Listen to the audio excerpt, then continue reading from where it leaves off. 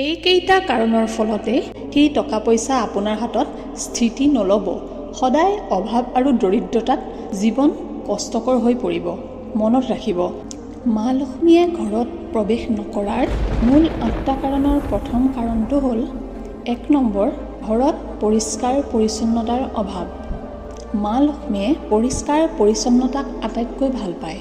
লেতেৰা জাবৰ জোথৰ বা ভঙা বস্তু থকা ঘৰলৈ মা লক্ষ্মী যোৱা বন্ধ কৰি দিয়ে। মূল দুৱাৰ আৰু পাকঘৰটো পৰিষ্কাৰ হোৱাটো আটাইতকৈ বেছি গুৰুত্বপূৰ্ণ। ইয়াৰ পাছতে 2 নম্বৰ কাৰণটো হ'ল কাজিয়া আৰু অশান্তি। যিখন ঘৰত নিতৌ গালি গালাজ কঠোৰ বাক্য ব্যৱহাৰ হয় তাত মা লক্ষ্মীয়ে কেতিয়াও বাস নকৰে। ইয়াৰ পাছত 3 নম্বৰ কাৰণটো হ'ল নাৰীক অসন্মান।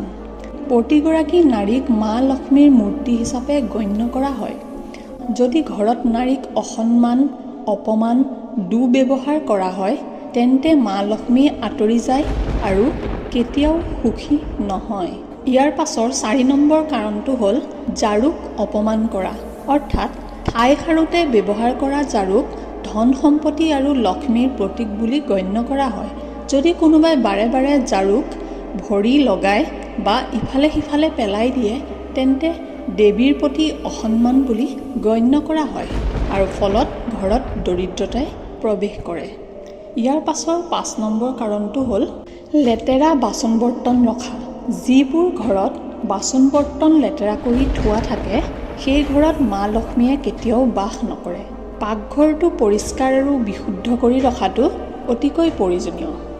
ইয়াৰ পাছত 6 নম্বৰ কাৰণটো হ'ল মিছা আৰু প্ৰতাৰণা।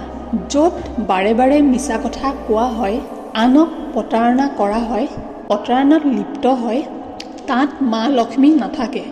কেৱল সত্য আৰু সততাইহে মাক আকৰ্ষণ কৰে।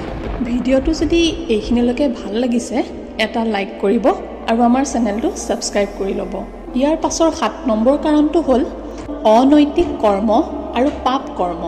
মা লক্ষ্মীয়ে কেতিয়াও চুৰি, লোভ, অন্যায়, বেয়া কাম সংঘটিত হোৱা ঘৰলৈ নাযায়।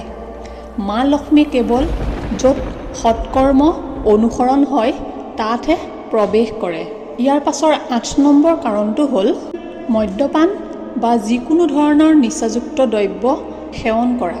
মদ, চিগাৰেট, যিকোনো ধৰণৰ মাদক দ্ৰব্য ব্যৱহাৰ কৰা ঘৰত মা লক্ষ্মীয়ে প্ৰৱেশ নকৰে। মদ্যপানে ঘৰৰ শান্তি আৰু শুদ্ধতা ধ্বংস কৰে।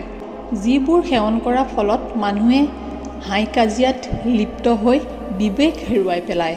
তাৰ ফলত ঘৰত দৰিদ্ৰতা আৰু বিবাদ বাঢ়ি যায় আৰু মা লক্ষ্মী আঁতৰি যায়। ফলত টকা পইচা আহিলেও সেই পইচা হাতত নাথাকে আৰু সদায় আনৰ ওচৰত হাত পাতিব লগা অৱস্থা হৈ পৰে। আপুনি বিচাৰে মা লক্ষ্মীয়ে সদায় আপোনাৰ ঘৰত বাস কৰক তেন্তে এইবোৰ কথা সদায় পৰিহাৰ কৰক। হাই কাজিয়া, নাৰীৰ প্ৰতি অসন্মান, ঝাৰু আৰু বাচন বৰ্তনৰ প্ৰতি অসন্মান, মিছা আৰু অনৈতিক কাৰ্য, যিকোনো ধৰণৰ নিচাযুক্ত দ্ৰব্য সেৱন কৰা। নহ'লে আপোনাৰ হাতত লক্ষ্মীয়ে প্ৰৱেশ কৰিলেও সেই টকা পইচা আপোনাৰ হাতত স্থিতি নল'ব। সদায় অভাৱ আৰু দৰিদ্ৰতাত জীৱন কষ্টকৰ হৈ পৰিব। মনত ৰাখিব, দেৱী লক্ষ্মীৰ প্ৰকৃত প্ৰৱেশদ্বাৰ সোণ বা ৰূপ নহয়, আপোনাৰ কৰ্ম আৰু কাৰ্যহে। য'ত পৰিষ্কাৰ পৰিচ্ছন্নতা, শান্তি, সত্য, শুদ্ধ, সংযম, পবিত্ৰতা আছে তাত দেৱী লক্ষ্মী সদায় বাস কৰে। গতিকে ভাবি চাওক, দেৱী লক্ষ্মীক আদৰিবলৈ আপোনাৰ ঘৰ কিমান সাজু। আপোনাৰ ঘৰত যদি এইবোৰ অভ্যাস আছে আজিয়েই পৰিহাৰ কৰক। গতিকে প্ৰিয় বন্ধু বান্ধৱীসকল, যদিহে আজিৰ আমাৰ এই ভিডিঅ'টোৰ পৰা আপোনালোকে উপকৃত হ'ব পাৰিলে তেতিয়াহ'লে এটা লাইক কৰিব আৰু ভিডিঅ'টো যিমান পাৰে শ্বেয়াৰ কৰিব যাতে আপোনাৰ লগতে আন 10জনো উপকৃত হ'ব পাৰে। আপোনালোকৰ অকণমান সঁহাৰিয়ে আমাক এনেধৰণৰ ভিডিঅ'সমূহ বনাই থাকিবলৈ প্ৰেৰণা যোগায়। ধন্যবাদ।